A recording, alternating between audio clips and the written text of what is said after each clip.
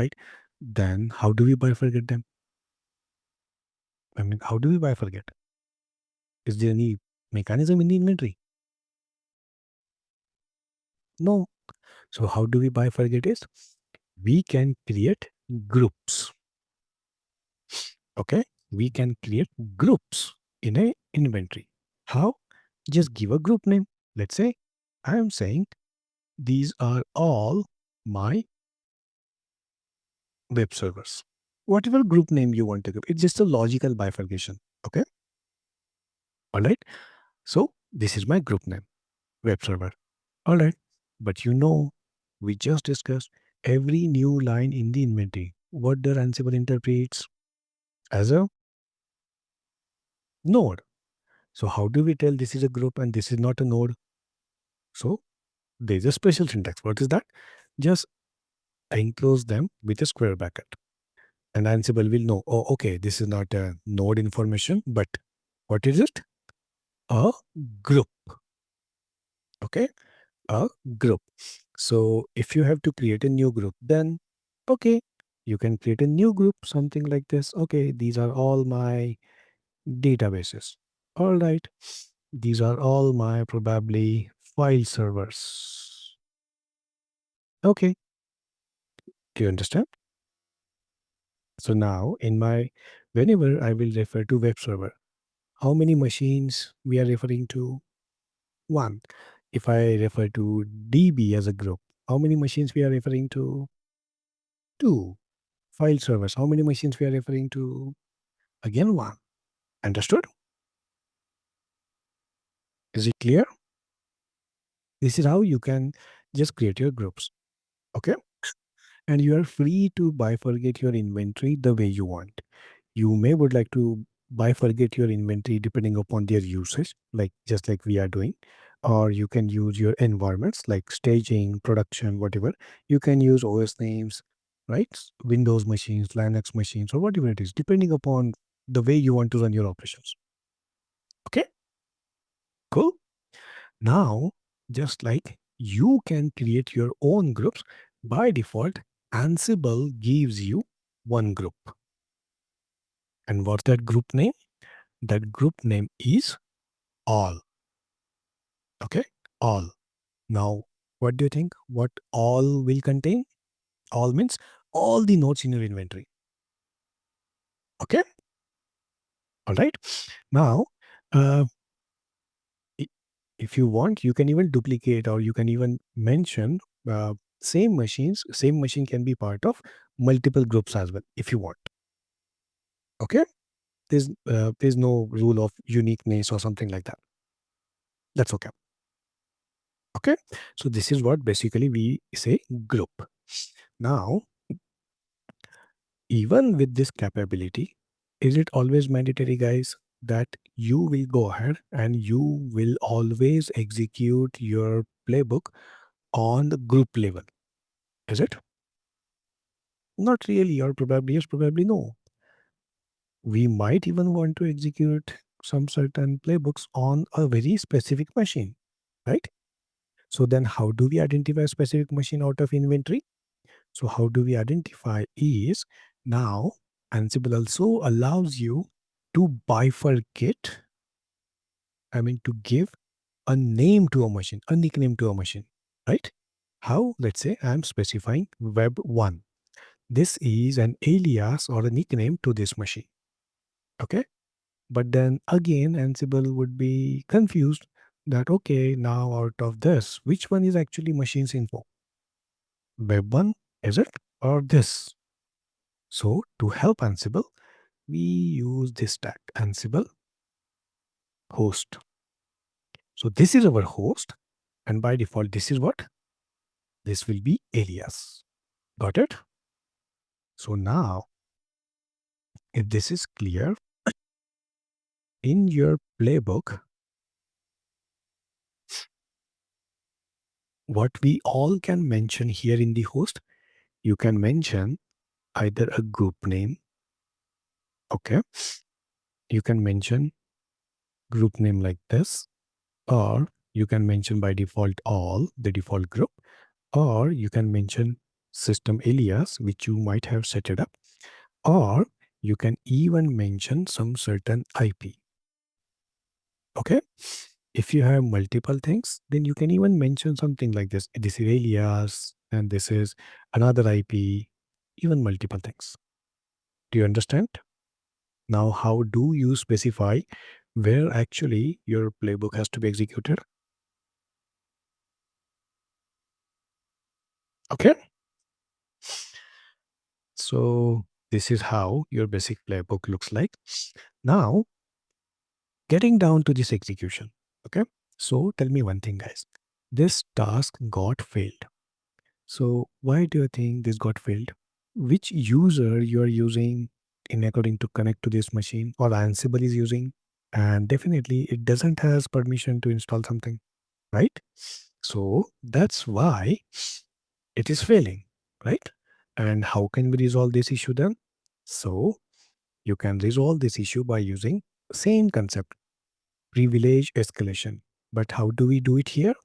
Just write down become true. Become means become sudo. Yes, true. Okay. Now, if you are specifying this become true here, what does it mean? It means all the tasks, all the plays, all the tasks, the complete playbook itself will be getting executed using what? Using sudo privileges. Okay.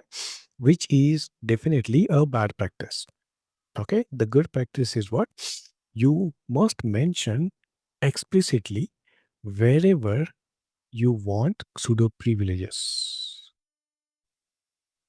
So in this case, this is how it should look like. So only this particular task will be getting executed using root privileges. Got it? So I'm just going ahead and writing down here itself. Reason, we only have one task, so it really doesn't matter, right? You write here or here. But here, if you write at the playbook level, things would be applicable for complete playbook. And if you write on the task level, then it would be only applicable to that particular task. Clear? Cool. So I have saved it. And how to execute this playbook now? Anyone? How to execute this playbook? Cool. Ansible Playbook and the path of the playbook.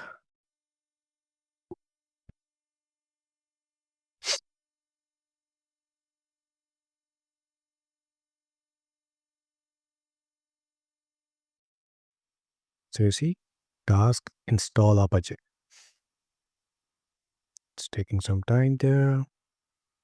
Cool. So it got successfully executed and our playbook execution is done. Did we add anything else in the playbook? No. So it's done. So it is giving you summary, right? Now look at the color. It's giving you in the amber. It means something has been changed. Now look at it. Web 1. Now do you see the difference? Now it's not telling you that your playbook is getting executed on all the nodes, right?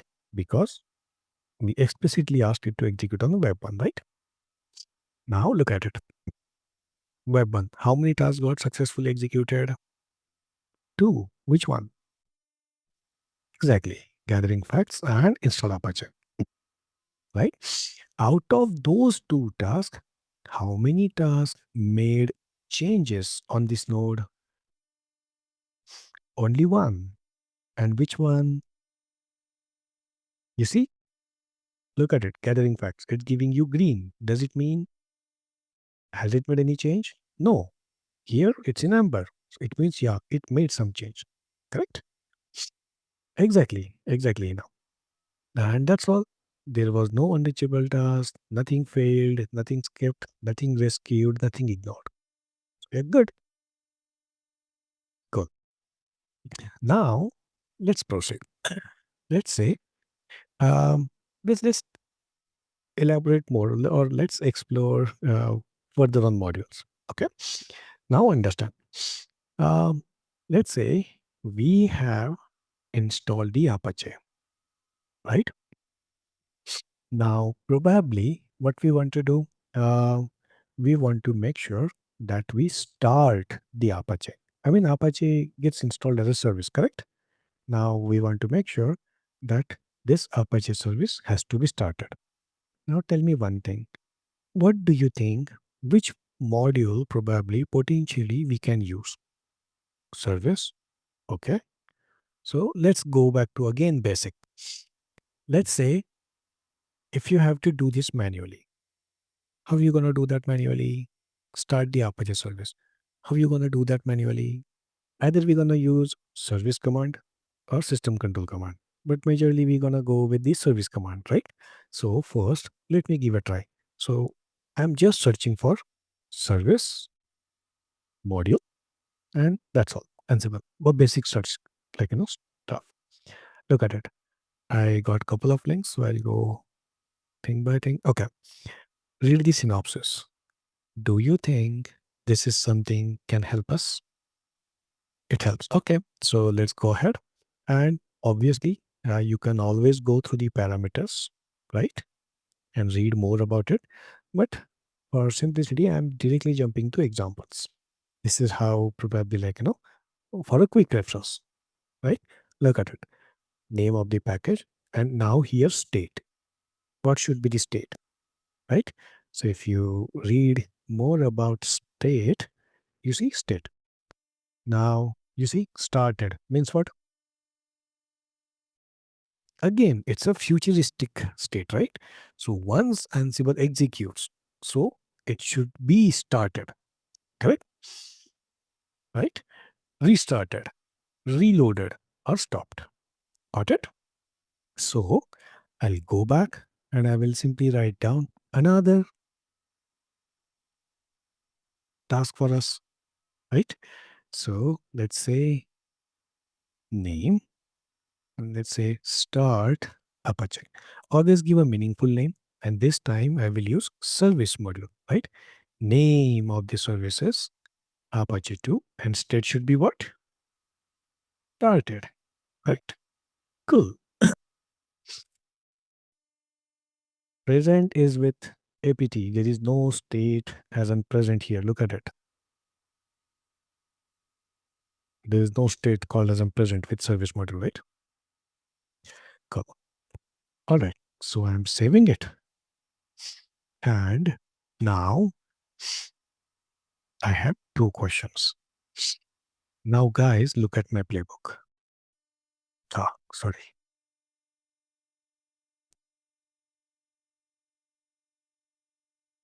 Look at this. When last time we installed this Apache already got, I mean, last time when we executed, this Apache already got installed, correct? Now we have added a new task here. Start Apache. Okay. Now, if I execute this playbook all over again, what do you think? What gonna happen? Will it skip this task because we just executed it? It will only execute this task, or it will execute the complete playbook as it is. It will reinstall. What will happen? Okay. So let's look at this first. If I execute it, look at it. What happens? Cool. So first thing is evident. By default, Ansible will execute all the all the tasks in your playbook from top to bottom, everything. Okay, that's the nature. Now, second important thing, what happened to this install Apache? What do you think? What happens to this install Apache? Did it reinstall it or what? Exactly, it just says it's good. So practically speaking, if you look at your what is the desired state you mentioned with the Apache 2? Present. So what Ansible does, Ansible, I mean, understand. If you look at it here, look at this module. Basically, what do you think what's happening? Ansible, basically, it is just translating whatever you are mentioning, whatever parameters you are passing it on to that particular module, Ansible is just translating it to an equivalent command, correct? For example, apt. Okay. What do you want? It to be present. Okay. Present, install. What's the package name? You're getting these guys. Second, okay. Service. Oh, okay. Service module. Uh, the package name is Apache. And what's the operation you want to do? Started. Okay.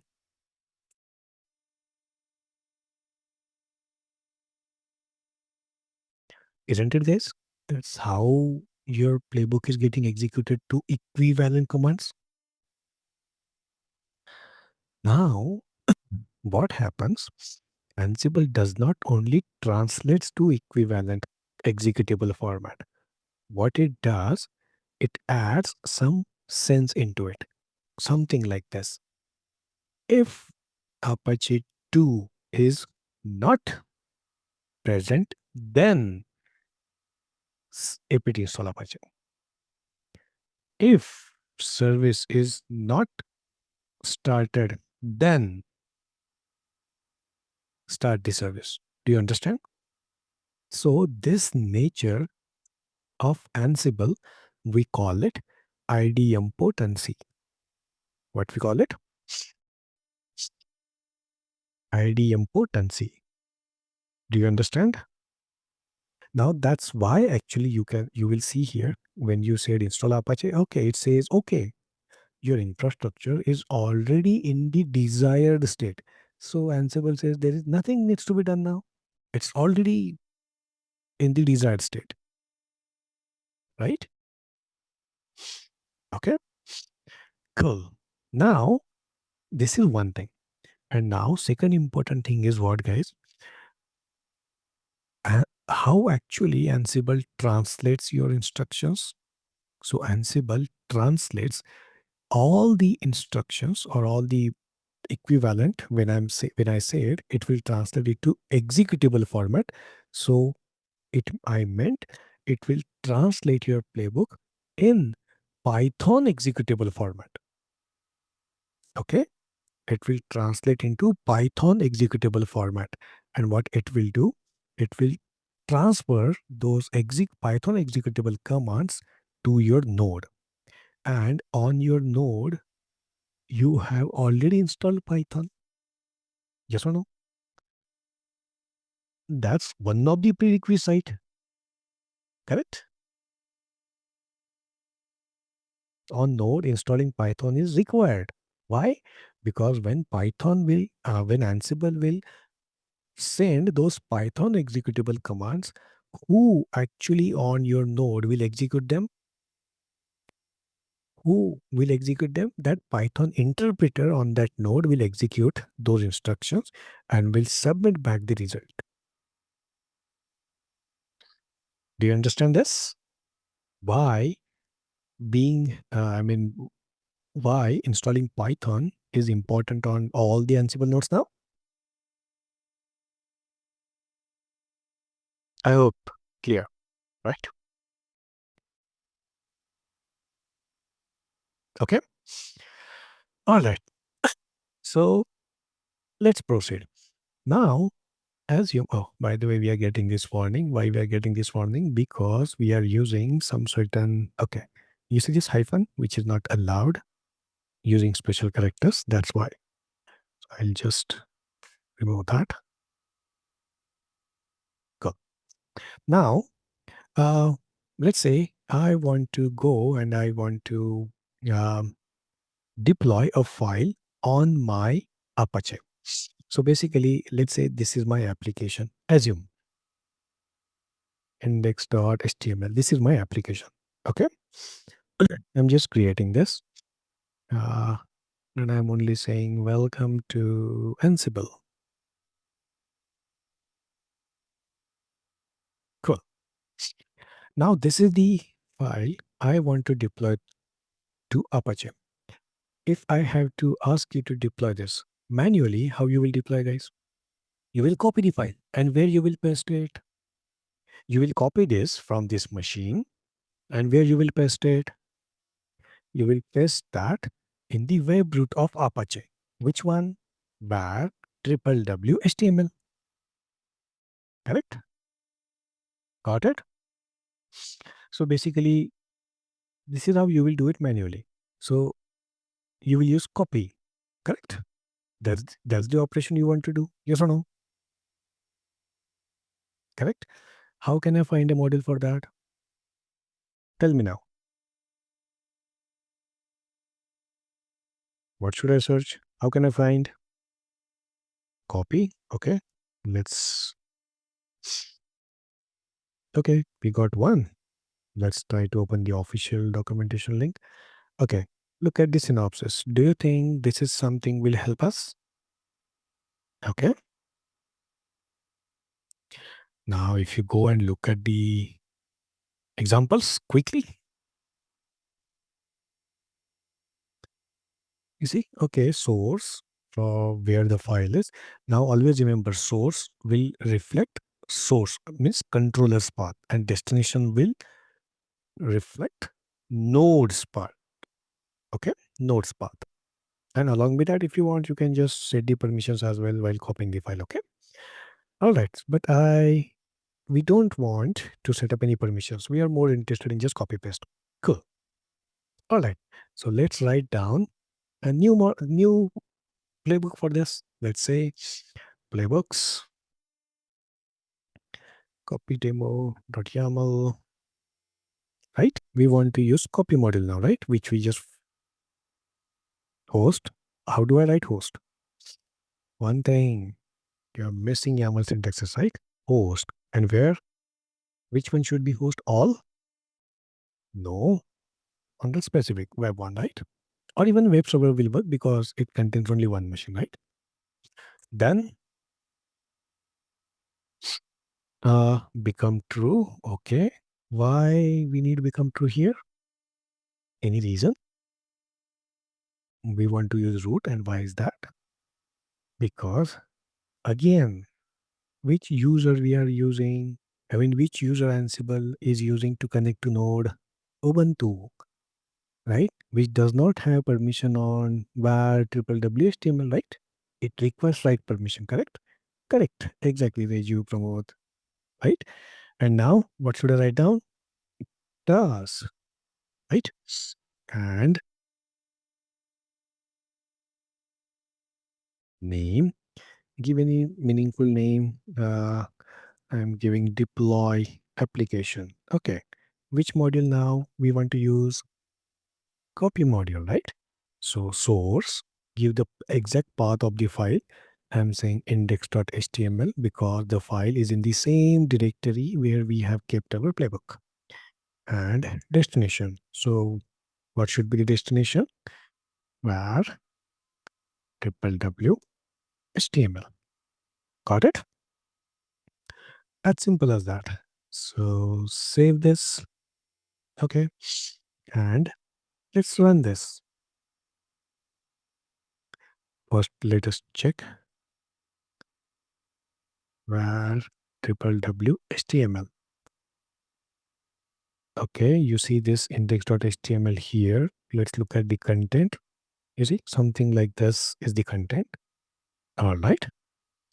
If I execute my playbook now,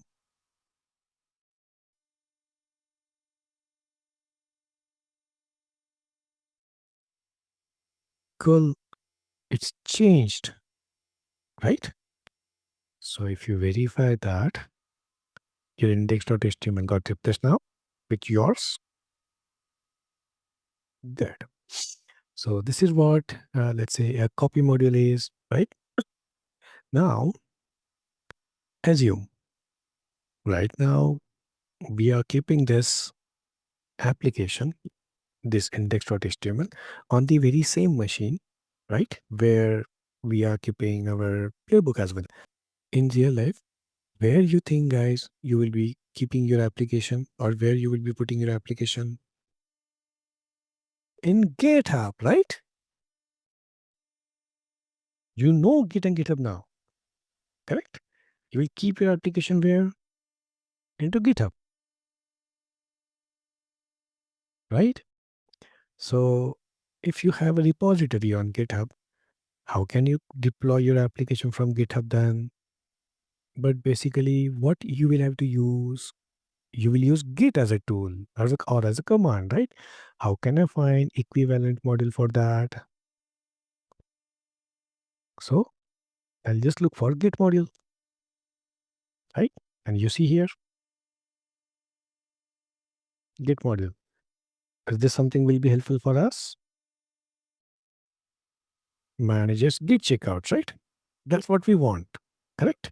So go ahead, look at the examples. Okay, repository and destination where it needs to be checked out. Cool, very simple, right? Cool. So try that out, Git model by yourself, right? Cool. So uh, let's look at another model. Let's say, for example, um, right now, on which port your Apache is working? This is your Ansible node. And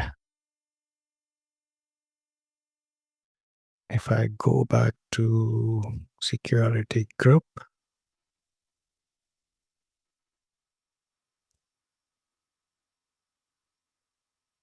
okay, here's my security group. And okay, I'll just modify this. So these are inbound rules. So I'm saying this should be accessible from my IP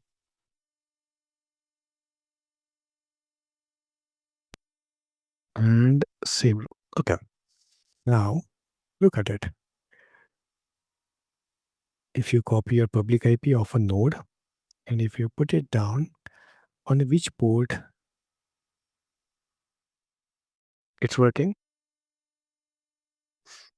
Apache right now on which port works, it works on port 80 only, right? HTTP port, right?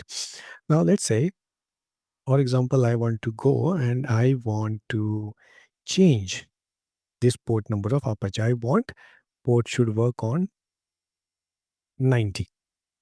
So manually, how I will be able to do that? So what Apache does, Apache maintains this information in this directory, etc Apache 2. And do you see this file? Ports.conf. Do you see? Listen 80, right? Listen 80. So if I just edit this file and make a change here to, let's say, listen 90 and restart my Apache, it will start listening on port 90. Yes or no? But let's say I want to do that through an Ansible module. How can I do that with Ansible module? Basically, now what operation we want to do? Edit. What? File. Correct? So if I look for edit file, okay, now we got couple of modules. Let's say file module, this line in file module, right? Let's look at it first. This file module. Okay. Read the synopsis. Do you think this is something will help us? Yes. What it does, sets the attribute of files, directory, or symlinks. Alternatively, remove the files, remove the symlinks. Okay. What operation you want to do out of this? You want to set an attribute. So where is the edit? Where does it says this can edit a file or do something like that? Just don't go on the name. Read the synopsis. Is it something will help you? No. Okay, so this is out of question. Next model which we search for, lineinfile. Okay. Read the synopsis. Tell me, is this something will help you? Yes. It ensures a particular line is in file, right? Or replace the existing line, right? kind of thing. So yes, that's what we want to do, right? Edit, correct? So line in file is a model for us. If you look at the examples, okay, here are a couple of examples. Okay, path, which file to be edited. All right, regular expression, how to find that line, and actual line which needs to be replaced, right? Cool. So let's say, let's write this down.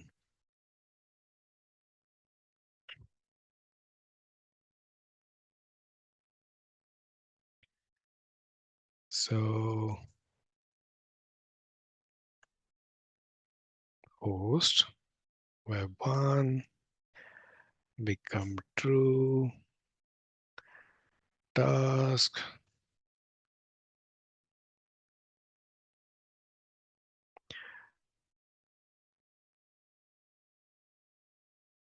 change port and line in file. Okay, now this time let's say I want to pass parameters vertically. So let's say first path. What's the path? Path of the file.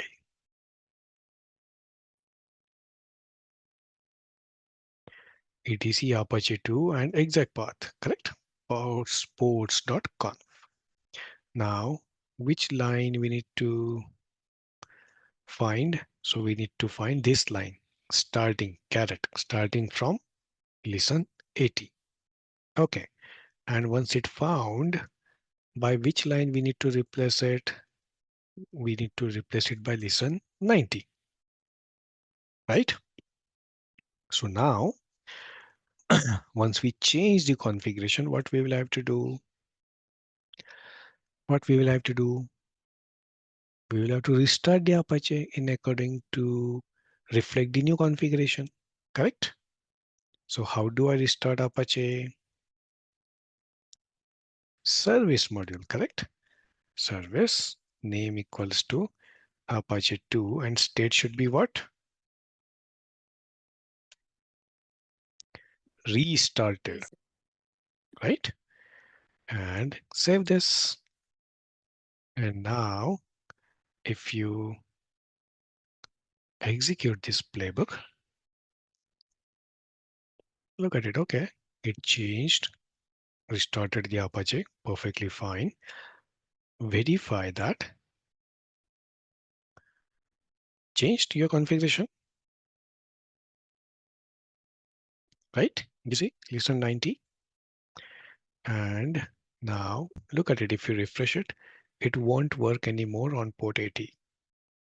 You see, you will have to explicitly pass now port 90. Working fine. So your thought process on how to find modules is now more clear, right? So for every damn thing, you have modules available. What we will have to do, we will have to write down our playbooks using the modules. Pretty simple now.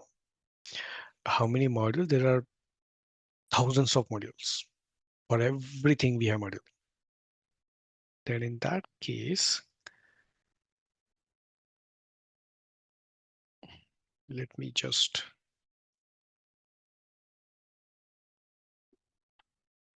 so here is all the YAML files. What I will do, I will just copy this.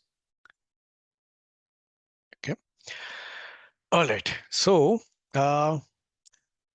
what I want you to do, I want you to solve. I mean, obviously, go ahead, practice all these modules which we have seen so far, right?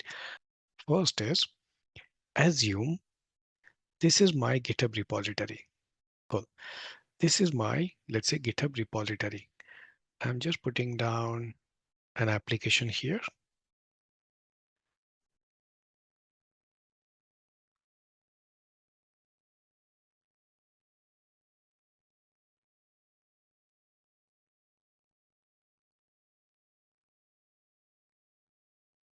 Just a simple message, right? What I want you to do, I want you to deploy this application, which is hosted on GitHub. Okay, that is assignment number 1.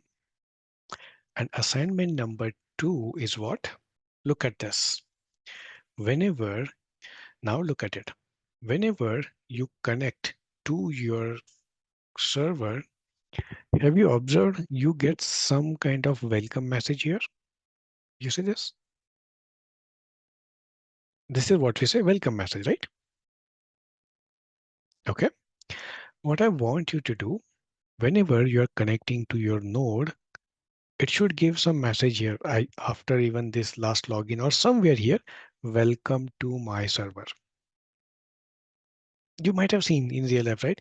Whenever you're connecting to your organization's servers, some information like gets printed, right?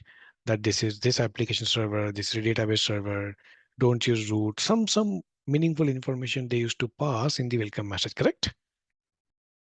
Right? So let's say in your case, you just need to use you just need to add one more line, like let's say welcome to my server. You can even use your name. Understood? Right? Please practice both of these scenarios, and you are free to Google it, right? You're free to Google, you're free to search. Okay.